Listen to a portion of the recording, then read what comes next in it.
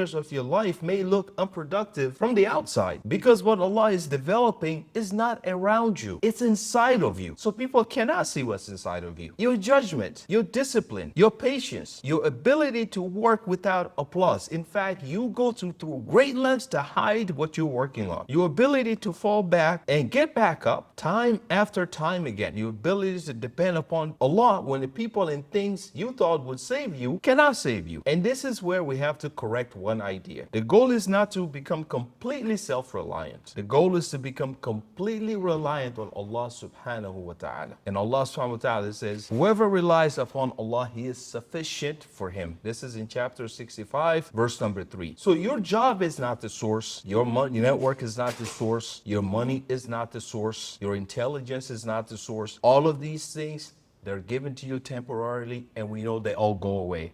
The title for today's khutbah is Why Success Comes Late for Men and Women with No One Behind Them. The Prophet ﷺ, as he is the best example, starting with him. His life teaches us a very powerful lesson. Ask yourself, how many people accepted Islam during the Prophet ﷺ's approximately 13 years in Mecca? We know the Prophet ﷺ's mission lasted 23 years. 13 years in Mecca and only 10 years in Medina, meaning he spent more time in Mecca. So how many people were with him? We can establish the scale from several events that were narrated. Around the 5th year of prophethood, there were roughly 80 plus Muslims that migrated to Abyssinia, present-day Ethiopia, a larger migration. Ibn Ishaq and Ibn Hisham both report that about 83 men in addition to women, this was the number. By the first pledge of Aqaba, this is 621, 12 men from Yathrib, present-day Medina, pledged allegiance to the Prophet ﷺ. The next year, there's second pledge of Aqaba. There are 73 men and 2 women, about 75 people.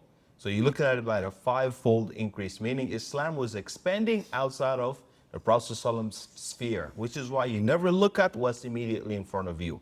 It's how far your message is reaching. Islam had already begun spreading substantially in Medina by then. At the Hijrah, which was about 2 to 3 months later, Meccan Muslim community was still relatively small. Many had already migrated to Medina, while some remained behind because they were unable to leave. Some were even held captives in Medina. Why am I mentioning these numbers? There's a particular kind of frustration, I'll come back to the story of the Prophet ﷺ, that comes from watching people around you and things around you. People who apparently or supposedly are moving ahead of you while you feel like you're working just as hard or harder, but you're not getting ahead. Someone younger gets the opportunity. Someone less experienced gets promoted. Someone takes a risk that you wish you could take because they have something or someone behind them. They have money behind them. They have connections that you don't have. They have a name that's known. They have family members or a passport or a particular group of people that come from, or mentors, or some kind of safety net that they have. And eventually Shaitan whispers a dangerous question to you. Am I behind? But behind who? Who says that you're behind? Allah subhanahu wa ta'ala tells us in chapter 4, titled The Women, in verse 32, do not wish for that by which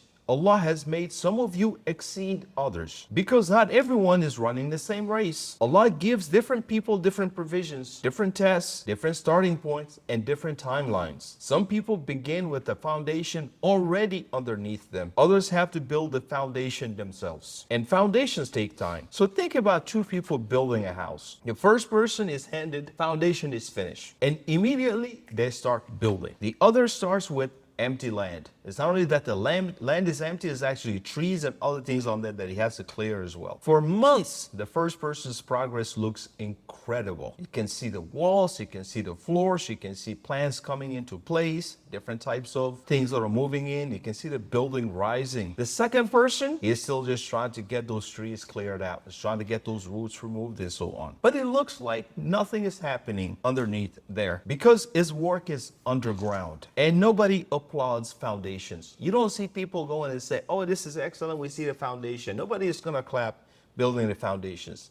And this is where the story of Yusuf alayhi salam, this is the story that Allah says, Ahsanul Qasas, the best of stories. Allah himself calls it that. It's so powerful. Allah showed Yusuf, as a peace be upon him, as a young boy, his destination. He didn't tell him how long it was going to take him, but he showed him a destination. It says, إِذْ قَالَ يُوسُفُ لِأَبِيهِ يَا أَبَتِ إِنِّي رَأَيْتُ أَحْدَ عَشَرَ كَوْكَبًا وَالشَّمْسَ وَالْقَمَرَ رَأَيْتُهُمْ لِسَاجِدِينَ. He says to his father, oh my father, I saw 11 stars and the sun and the moon. I saw them prostrating before me. This is in chapter 12, verse number 4. His father's response was, قال يا بني لا تقصص رؤياك على إخوتك فيكيدوا لك كيدا إن الشيطان للإنسان عدو مبين. Oh my dear son, do not relate your vision to your brothers, or they will devise a plot against you. Surely Satan is a sworn enemy to humankind. But Allah did not show him the timeline. We know that when Yusuf was thrown into the well, Allah told him that you will remind him of this moment. Between the dream and its fulfillment, we had the well, the humiliation of slavery, given that he came from a noble line. His great-grandfather Ibrahim and Ishaq, his grandfather, his father Yaqub, and Yusuf himself were all prophets. But you are humiliated in this manner, being sold into slavery. The darkness of the well, the temptation when he was in the house of Aziz, the false accusation of things that you haven't done, and prison that you went to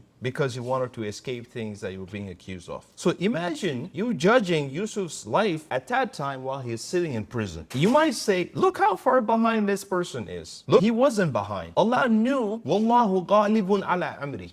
Allah was in charge of his affairs. So how could he be behind when Allah is in charge of his affairs? And he's already been shown that you have nothing to worry about. Allah was building him quietly. So while others may have money and family name and resources behind them, when Allah is behind you, this is all you need. You don't need anything else. And some of the most important years of your life may look unproductive from the outside because what Allah is developing is not around you. It's inside of you. So people cannot see what's inside of you. Your judgment, your discipline, your patience, your ability to work without applause. In fact, you go through great lengths to hide what you're working on. Your ability to fall back and get back up time after time again. Your ability to depend upon Allah when the people and things you thought would save you cannot save you. And this is where we have to correct one idea. The goal is not to become completely self-reliant. The goal is to become completely reliant on Allah subhanahu wa ta'ala. And Allah subhanahu wa ta'ala says, whoever relies upon Allah, He is sufficient for him. This is in chapter 65, verse number 3. So your job is not the source. Your network is not the source. Your money is not the source. Your intelligence is not the source. All of these things,